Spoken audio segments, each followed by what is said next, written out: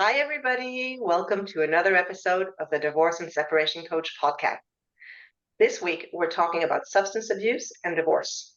So, as I was preparing for this episode, I did a little bit of research, and I found that in 21-22, there were about 300,000 adults in treatment for drugs or alcohol use in the UK only. And that's only those who are getting treatment. So there is definitely a big number of people who are suffering from abuse, and that, of course, impacts their marriage. So there's a lot of interdependencies between divorce and substance addiction.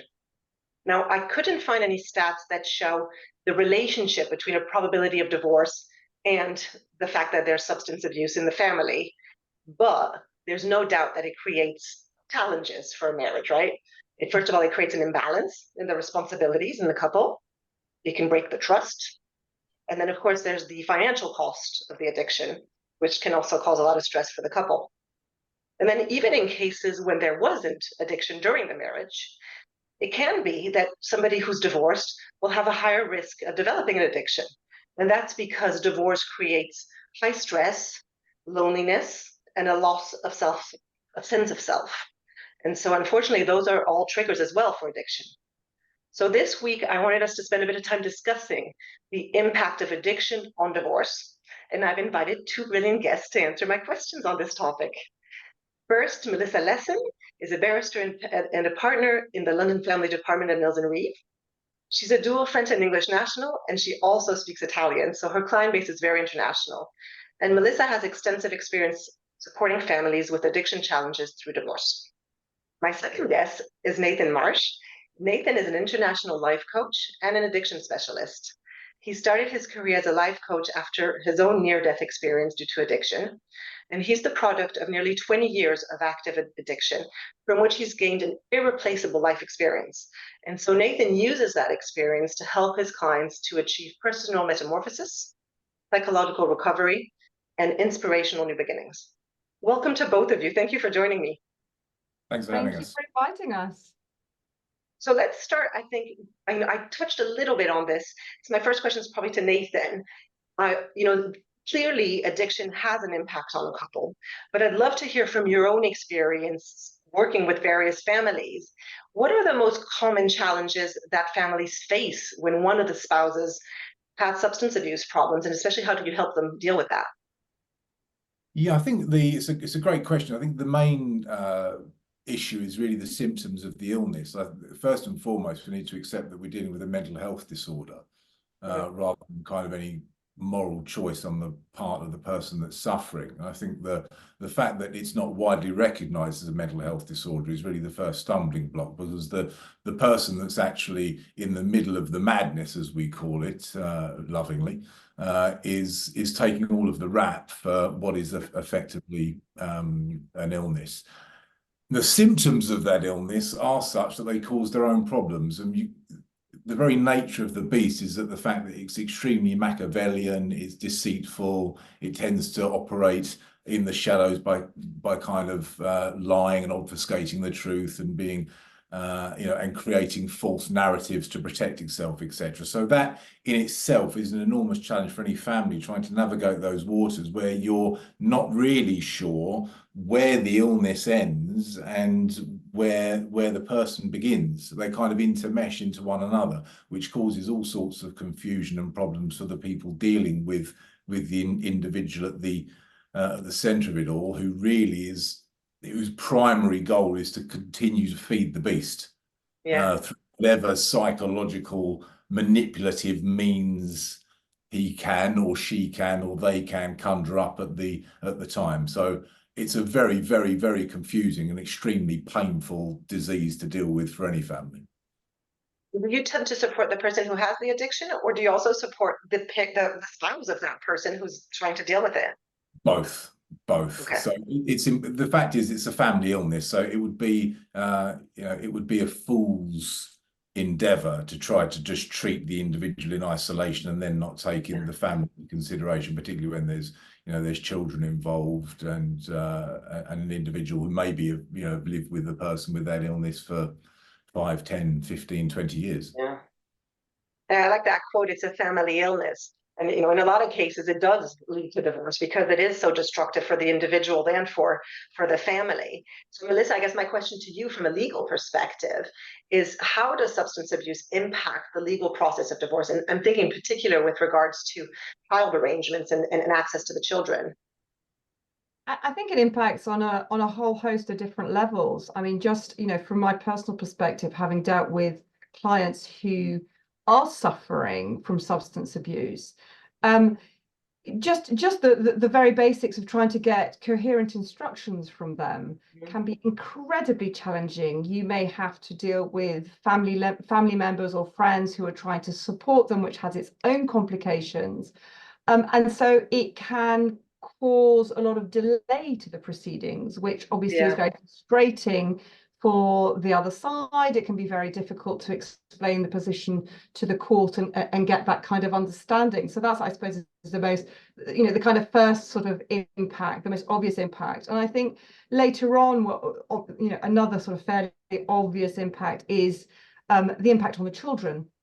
And what you as the lawyer, what the court needs to do, what the judge needs to do in order to protect the children, because it is obviously often the children who bear the brunt, who see what's going on and who need to be protected. And then I think longer term, in terms of thinking about the divorce and how you divide assets, there can be cases where the substance abuse is so extreme that what the court then needs to consider is how to protect the assets so that the addict doesn't dissipate the assets to, as Nathan said, feed the beast, and to ensure that maybe there are trustees in place, or there are different sort of mechanisms that can be put there to protect that person, to ensure that they don't use up all of the assets in order to feed their addiction. Yeah, I guess that must happen quite a lot, because it can be quite a costly addiction. So what about when you're supporting the other party, the spouse of the person who has an addiction? How do you help them with their concerns around the children being, alone with their spouse when they're under the influence? I think that the first step when a client expresses concerns to me that there is possibly an addiction, or there is a known addiction, is to explore what that person is actually doing. Are they seeking help? Are they having any kind of treatment? Are they having therapy? Do they even acknowledge that there is a problem? And depending on the responses to all of that and what becomes apparent, and also the ages of the children and so on, there are steps that the court can take. And one of the first ones is to ensure that person gets tested. So because a lot of addicts, as I think Nathan has also touched on, they want to hide it. It's a secret. And so it's not often that you get the addict in proceedings holding up their hand and saying, yeah, absolutely, I have this problem. Absolutely, I'm going to get tested. Very often it's a no, there is nothing wrong. No, I don't need to be tested, and so on and so forth. And so, there is going to be a time where you have to go through that sort of those steps with the judge, and for there to be testing in place. And for some, it's ongoing monitoring. So, for example, you can have these anklets that are a bit like when people are released from prison on sort of social probation, but they pick up alcohol in sweat, and so court can order people to. Well, I mean, the first step is the judge is trying to encourage people to do it. Please do this voluntarily. That's obviously the ideal. And so people, an addict can wear that in order to try and persuade the court and to show the court that actually, yes, they are making sure that they don't relapse. They are getting treatment. They are not taking alcohol, albeit drugs or whatever it is, before they have time with the children. And then I think if there are continual relapses, if the children are young, if there are serious concerns about the behavior of the addict when they are under the influence of whichever substance they're taking, contact between that parent and the child or the children can be supervised. And that can be supervised by another family member, a neutral third party, or there are contact centers who will deal with those sorts of scenarios. Contact doesn't have to end, it just needs to be controlled. It needs to be managed, exactly. Yeah.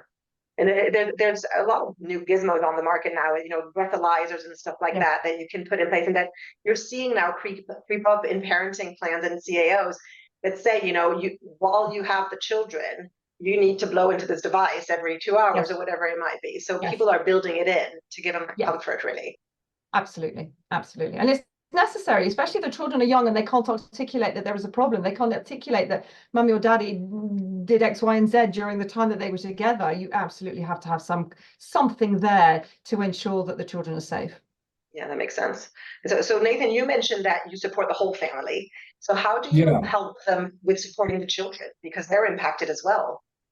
I think before we get on to it, I think there's a really important distinction that Melissa made, and I think it's one that is it's important to make. I think there's two very different types of case here.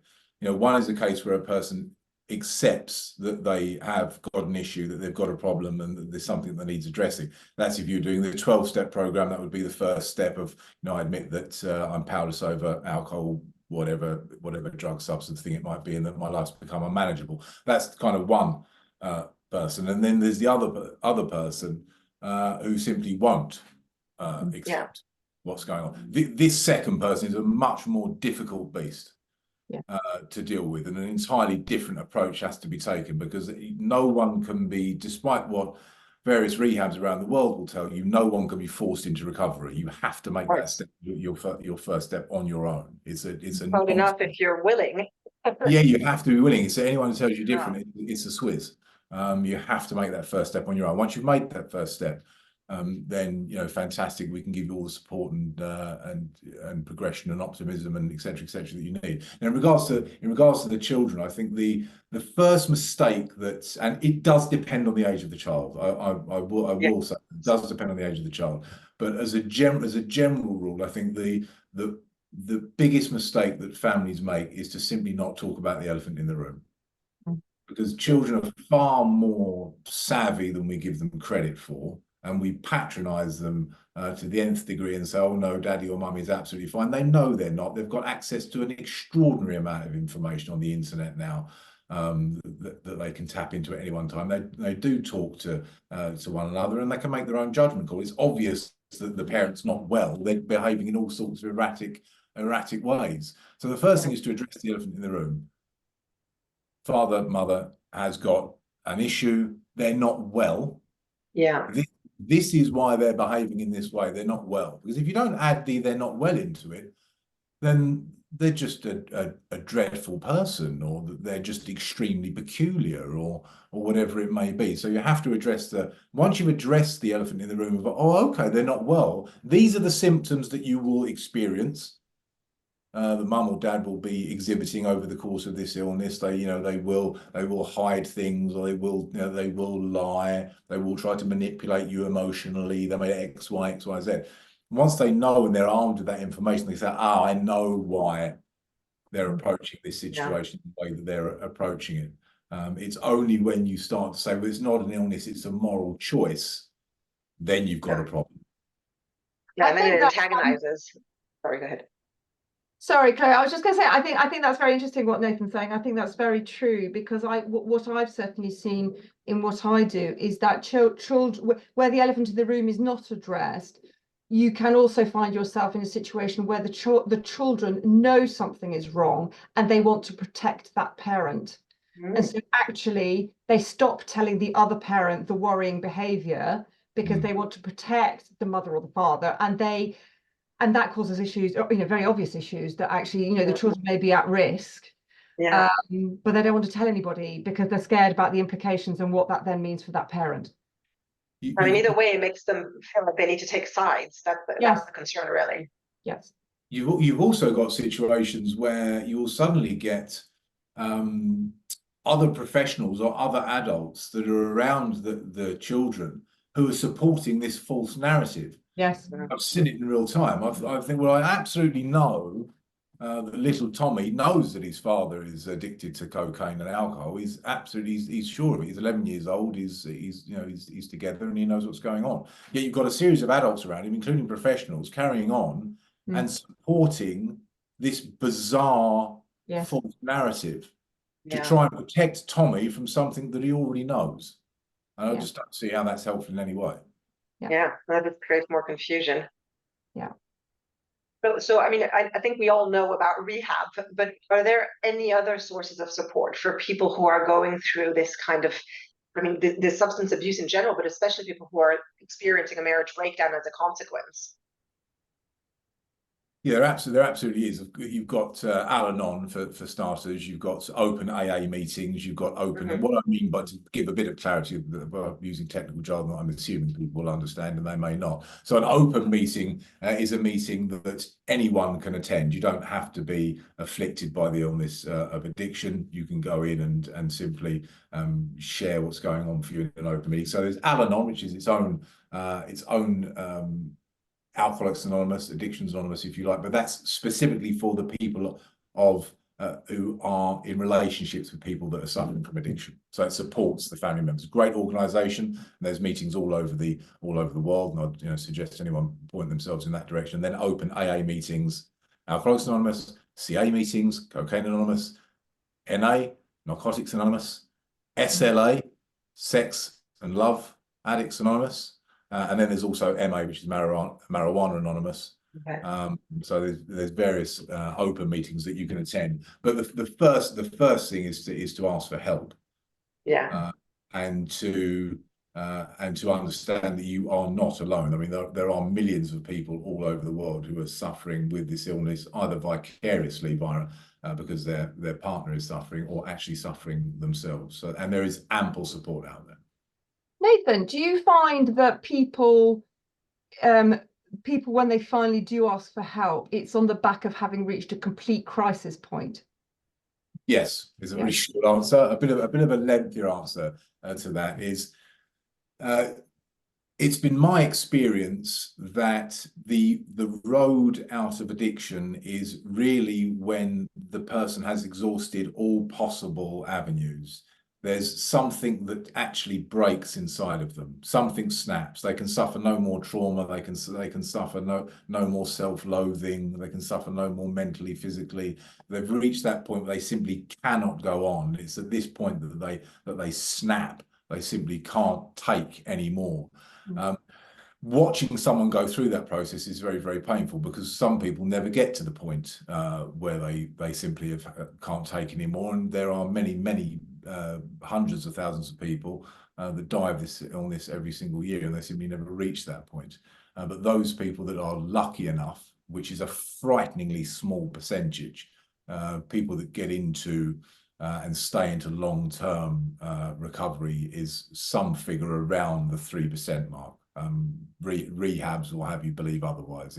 It is actually frighteningly, frighteningly low people that get into long-term recovery, because it takes an enormous amount of work and personal investigation and changing of life, etc., etc. So it does require an enormous amount of tragedy. Now, if you're a family witnessing that and thinking, why would this person be doing this to themselves?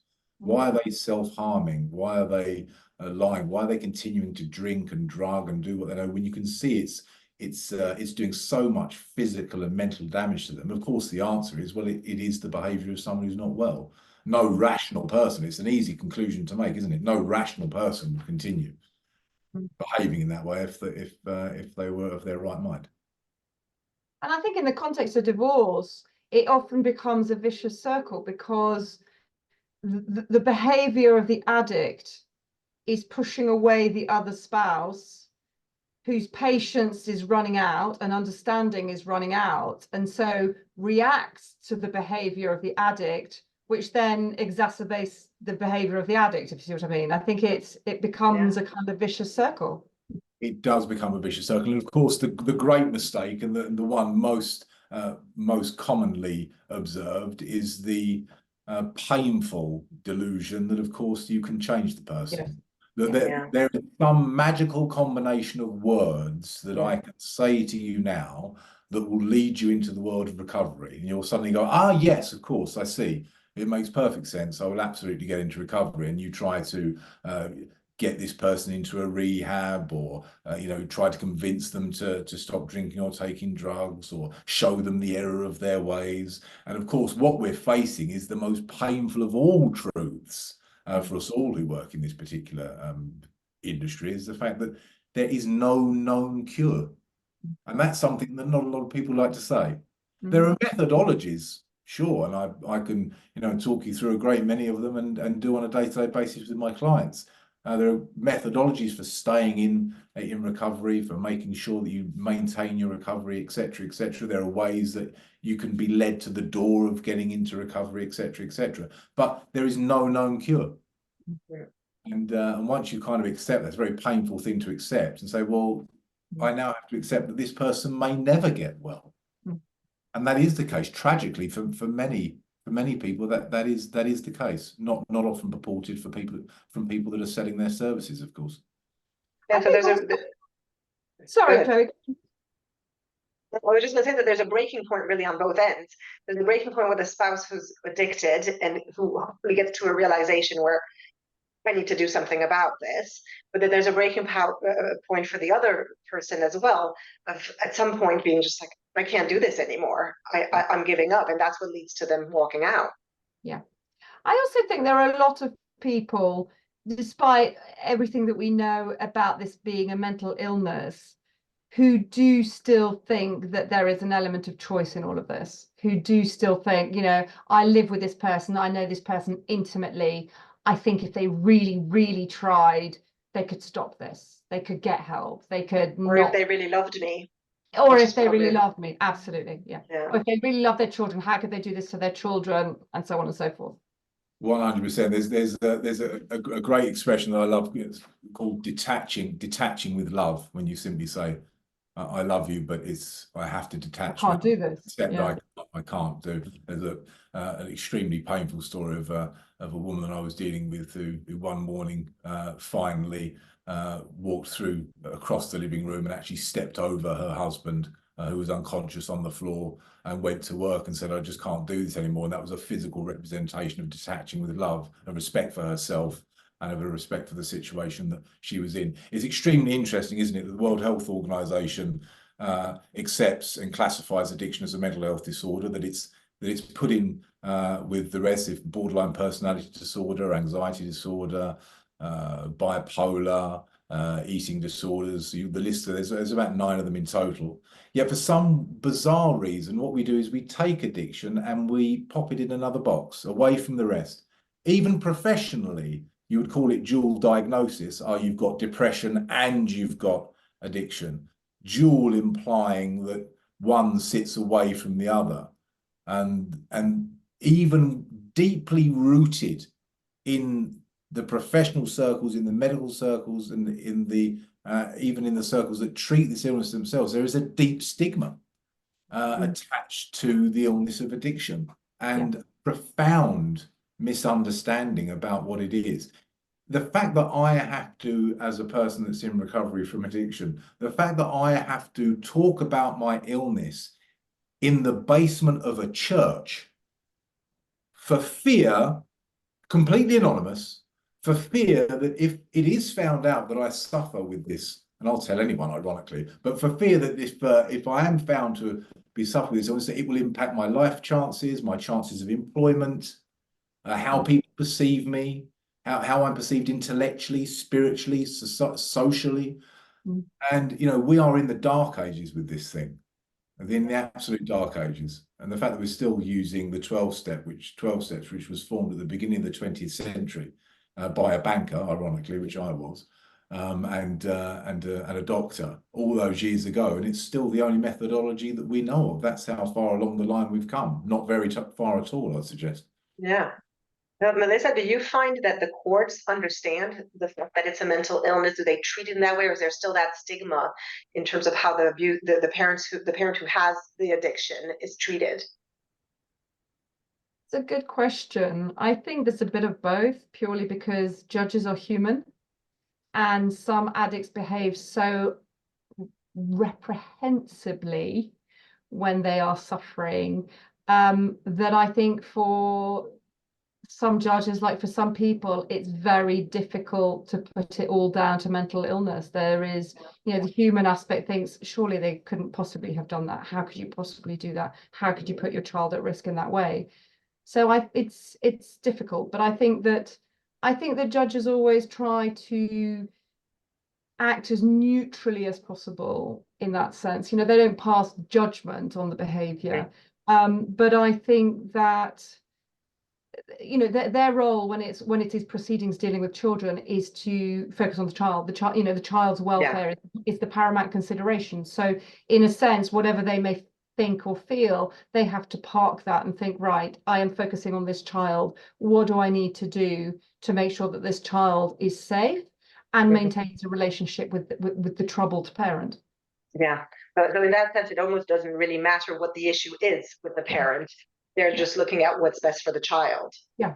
Yeah. And you mentioned earlier the acknowledgement that there's a problem. Is that something that's considered by the court and that tends to help if somebody is realizing that there is an issue? Yeah, very much. I think, you know, if you have an addict who is acknowledging that they have a problem, is seeking help, is going to their treatment program, is attending everything that they are supposed to attend, they are going to be not given the benefit of the doubt, but I think they're going to be given a little bit more leeway in terms of trying to get arrangements in place that get contact up and running if it's stopped for whatever reason, or, you know, just to get normality back as soon as possible. Yeah. And so because that's part of their recovery as well, I guess, getting back into their normal life, having childcare responsibilities again. Exactly. So Nathan, I'm thinking kind of that long-term journey, right? Because this is in the context of divorce, but then life continues after that. And so what kind of approaches can you suggest to people who are struggling with addiction to try and rebuild their lives? You know, whether they've had to deal with the consequences of it as a divorce or the consequences, is there any kind of long-term sustainable solution that can help people, you know, stay away from whatever substance they're abusing? Yeah, there absolutely is. Of course there is. And it's about, you know, taking a real look at the entire structure of your life for starters, and really questioning, you know, what am I doing on a day-to-day basis that might be facilitating that substance abuse? What am I doing on a day-to-day basis that may have been from a life past? So you really have to, the first point really is to almost start afresh. I talk about, you know, a complete metamorphosis. So it really is, you know, starting from the very beginning and asking the really big questions about who you are, why you've been doing what you're doing, who you are really, what you want from life. I mean, there's, you know, the reason I hesitate slightly on that question is because the act of recovery is a profoundly human experience, which very often defies any kind of vocal explanation. It's a rebirth for very many people. It's a discovery of yourself for the first time, and then it's designing your life completely afresh. You can't really do it. You can't half go into recovery. It has to be a complete kind of rebirth and a transformation. Once you've done that, then of course the things that you can do to maintain that recovery in regards to meditation, in regards to mindfulness, in regards to getting into exercise, in regards to looking at your nutrition, asking really healthy questions about your relationships, about why you behave in certain ways in relationships, about why that other person will behave in a certain way, and ask the all-important question, what was it that I did in that situation? All questions that the person in active addiction would never ask themselves. And about really asking those deep soul-searching questions about what the whole thing is really about. The thing that most, if not every addict will realize when it comes into recovery is that their entire cognitive approach to life was designed in a way that could only really exist with them continuing to use a substance. The reason that is because they fundamentally can't do certain things. The main one is sitting with an emotion. It's a big one. So, you know, things that you need to do in long-term recovery will make sure that you're able to sit with an emotion. How do you do that? Well, there's no shortcut. What you do is you just sit with an emotion. Experience fully. Yeah, sometimes for weeks on end. And the idea of that to the person in early recovery is absolutely terrifying. So, of course, having someone there to support them while they go through these new human experiences is extremely important. And you talk about that kind of rebirth. In a lot of ways, it could be that divorce is beneficial in that sense, that it gives somebody a blank slate to start over, and it's like that trigger to help them restart their life. Or do you find that actually it tends to put people even further down when they're already not feeling well? I spoke earlier at the very beginning of the podcast about where the master trick, if you like, that addiction plays, if we're going to anthropomorphize addiction, is to say that what it does is it creates a confusion around where the person starts and where the addiction starts, and kind of intermeshes. So that's extremely confusing for anyone dealing with that. Judges that the like, as Melissa was saying, judges trying to make out, well, what is it is the person that's committed this horrendous act, and what's the what is it, the illness? Then you've got a peculiar situation, is because when you come into recovery, very often you'll realize that the person that comes out into recovery is very, very different to the person that was in active addiction. Very different. And that can be extremely confusing. It may be that the person that they discover is wonderful. Oh, this is incredible. This new person's amazing, and it's just such a joy to have you around, etc., etc. And a marriage can go on and blossom and bloom, etc., etc. But there are also other things that happen at the back end of that. There's also situations where the partner may miss the addiction.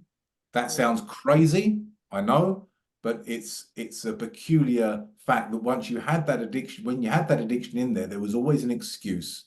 There was something was always you're an addict. It's always your fault, etc., etc. And suddenly, once that goes, it can be absolutely devastating. And of course, there's also when you're in recovery, there's also the other side of it. Suddenly being a wonderful person, you suddenly discover actually once you're into recovery that the person fundamentally still has a lot of those behaviours that that were not particularly pleasant in the first place. It's not always this angelic, wonderful person that comes into recovery. Sometimes it's not. So it's an extremely confusing and emotional landscape when someone comes into recovery, and it's extremely specific and individual to each case, which is why you have to deal with every case individually. We're using real generalizations across because it's useful for this conversation, but when you get down to the granular detail, it is specific to every person and every couple.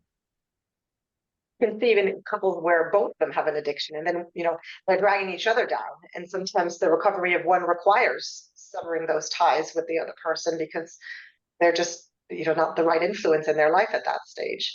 So you're right, it is very much a case-by-case situation, and it's either way, it sounds like quite a transformative experience for people, and one that needs a bit of support in going through it.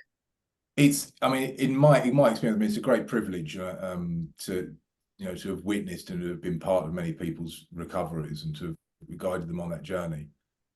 It is a profound experience because really it comes down to the biggest questions you'll ever ask yourself. And it comes down to, who am I as a human being? Why am I here?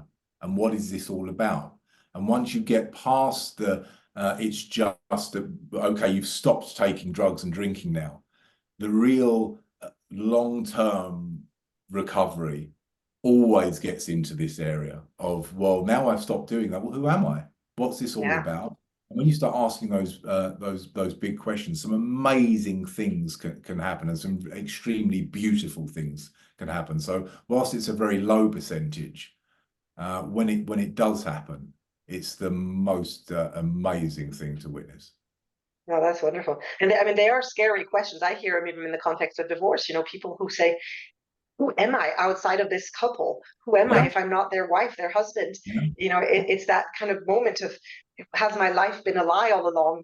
How do I redefine myself in this transition? And so that, it's scary, but it's also an incredible opportunity. It absolutely is. And I've been lucky enough to to guide a fair few couples through kind of a divorce process with additional support, etc. And there is ultimately a way forward. There is a situation where both parties go their own way, where things are resolved, and where those two individuals lead separate lives, one in recovery, and they lead separate lives far happier than they were together, and the children far happier as a result. I think it's important not to lose sight of that fact that it is doable. Yeah. And that's a very good message to put out there. So just our last question, which I like to ask at the end of every podcast, and I'll ask each of you individually, what would be your top 3 tips? And I'll start with Melissa. What would be your top 3 tips to somebody who is separating from somebody who has substance abuse issues? Number one, make sure your children are safe if there are children. Number two, ensure that you have your own support network, whether it's one of the groups that Nathan was talking about or your own therapist, but somebody who's going to help to carry you through this.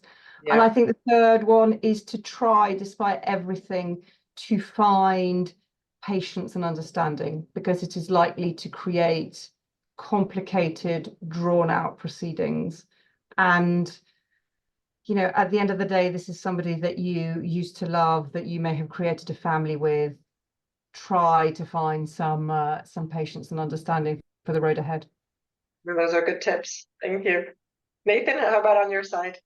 So I would go for recognize the fact that it's a mental health disorder. Investigate the symptoms of that illness, so you're forewarned and forearmed in dealing with that illness, and you can see when you're dealing with the illness and not the person. And thirdly, be selfish in a way that you get support, that you look after yourself, that you don't run yourself into the ground constantly trying to change someone's mind when it's simply not possible. So look after yourself in the most loving and compassionate way. That would be my tip. But they're great. So they're overlap definitely around getting support and taking care of yourself as well. It's a bit that analogy of putting on your oxygen mask before you can put anyone else's on in the plane, right? You need to be well to help others, including your children. Well, thank you so much. It's been such an interesting conversation. I could have gone on all day.